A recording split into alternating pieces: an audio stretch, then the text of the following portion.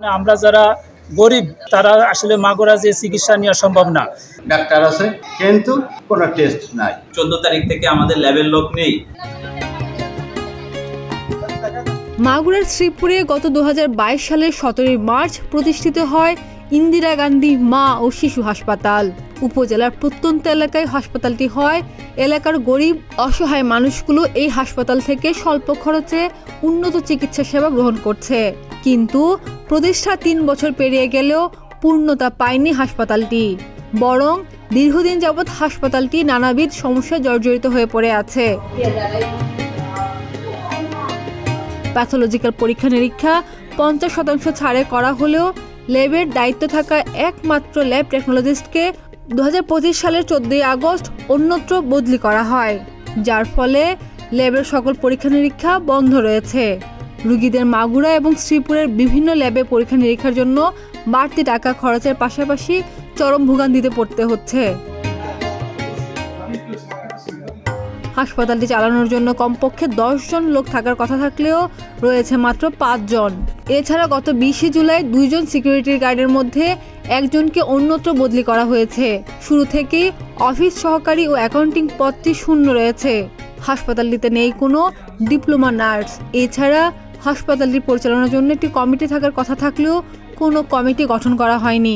এটা আমাদের এলাকার প্রতিষ্ঠান, এটা আমাদের এই জায়গা থাকলেই সুবিধা হয়। কাছে কিনারে ডাক্তার দূরিতে দেখানো একটা অসুবিধা হয়। এখানে টেস্টে নাই, বন্ধ।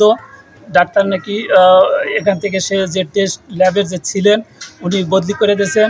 এখন বাইরে যে করতে গেলে তো খরচ বেশি হবে, আসা যাওয়ার খরচা লাগবে। ডাক্তার আছে কিন্তু কোনো টেস্ট নাই। শুধু তাই নয়, একটি কুচক্রী মহল হাসপাতালটি অন্যত্র সরিয়ে নেওয়ার পায়তারা করছে বলে অভিযোগ এলাকাবাসীর।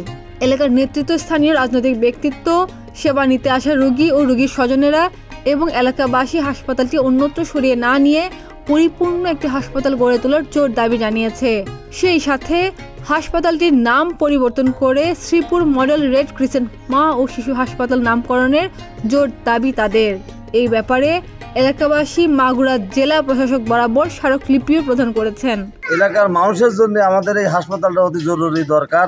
আমরা ইতিমধ্যে জানতে পেরেছি যে এই হাসপাতাল সরিয়ে নেওয়ার একটা প্রোগ্রাম চালাচ্ছে। জানতে পেরেছি যে এই প্রতিষ্ঠানটা এখান থেকে অপসারণ করে অন্য কোথাও নিয়ে যেতে চাচ্ছে। প্রতিষ্ঠার 2.5 বছর ভালো চললেও গত 6 মাস ধরে হাসপাতালটি বিভিন্ন সমস্যার সম্মুখীন হয়েছে।